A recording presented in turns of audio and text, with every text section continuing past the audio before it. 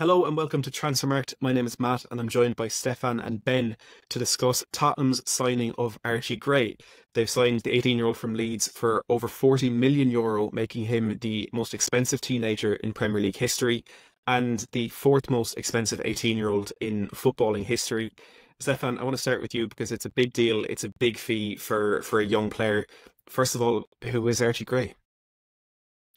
Who is Archie Gray? I think that's what a lot of people will probably be Googling today, who maybe don't follow the Championship last season. He's a very young, very gifted player who's also came to Leeds United. We were just discussing before we started recording here. I think he's the third generation Leeds United fan. I know his father used to play for him. His brother, I think, is in the academy, if I'm not mistaken. And yeah, he's really came through the club tremendously well. He played mostly at right back for Leeds United last season, the Championship. Very impressive in terms of his passing, dribbling, a really kind of dynamic, kind of modern fullback. But I think what's probably most interesting to Tottenham fans is that he also has a history as well, and he probably will go on to play as a central midfielder for them. And that's really interesting, I think, because if you actually pull up Tottenham's kind of squad page on Transfermarkt, you find that they do have a number of options in there. But as we saw last season, Ange Postecoglou was maybe a little kind of selective with who he chose, quite literally, but also, his preferred options were Sarr and Basuma in there in the kind of base at midfield. Højbjerg, who was, one of Antonio Conte's most kind of loyal lieutenants on the pitch, has kind of been maybe pushed to one side. There's suggestions that he'll probably move on as well. And then there's obviously Bentancur, obviously a very decent player as well. But more or less, they definitely need kind of options in that central midfield position, kind of defensive midfield, number 6 role. And then, of course, you could also make an argument that if he could slot in at right back when they did, then that's a huge option as well. But it'll be really interesting to see how and where he kind of fits into this Tottenham team, because Ange Postecoglou is certainly a head coach who doesn't shy away from playing young players.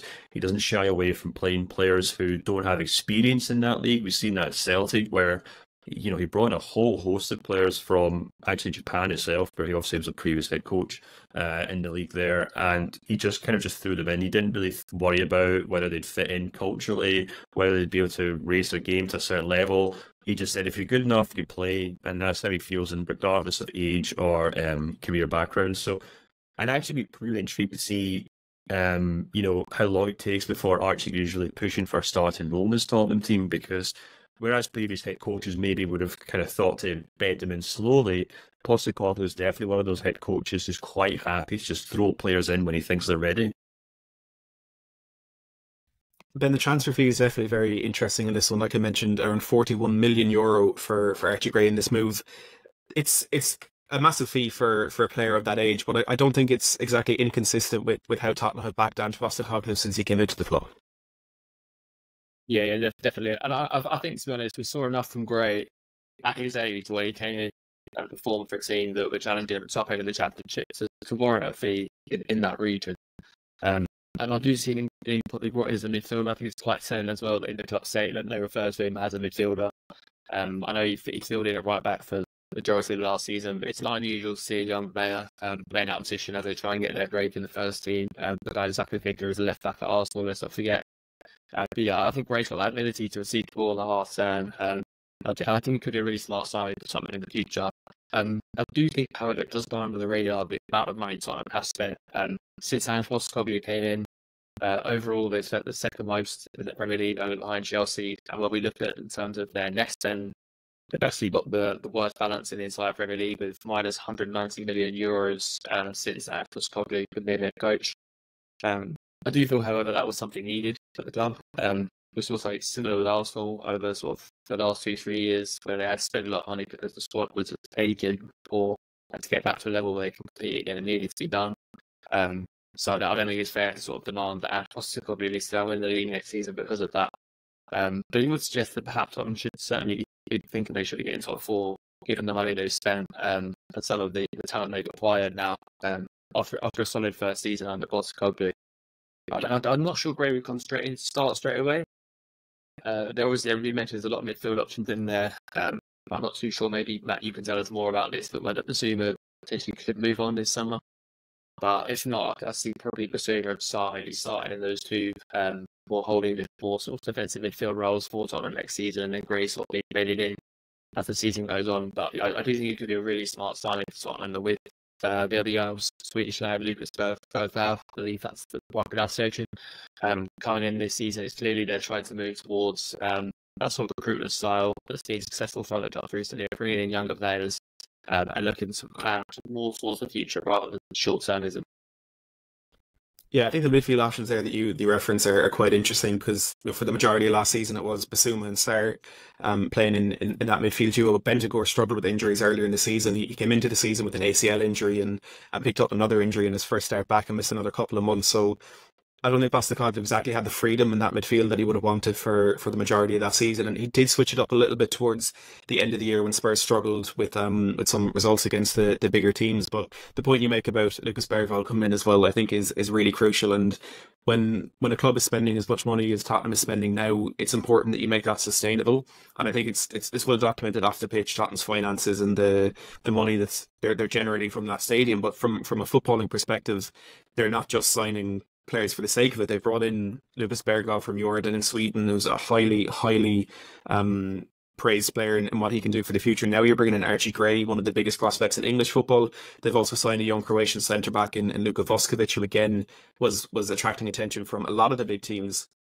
And you add that to what's coming out of their youth academy at the moment. We saw Mikey Moore at just 16 years of age making 3 sub-appearances last season, and I think Tottenham fans will be quite loud about telling you the other names that are in that academy, the likes of Jamie Donnelly, who had a few Premier League appearances last year as well, and Tyrese Hall, who Spurs had to tie down after interest from Manchester City. So the backing with Ange Postecoglou was definitely there in a financial sense, but also in terms of the project that they're actually building. And there's a brilliant Postecoglou quote from last week when he was asked about young players playing at the Euros, and he said sometimes young players are so good that you just have to play them.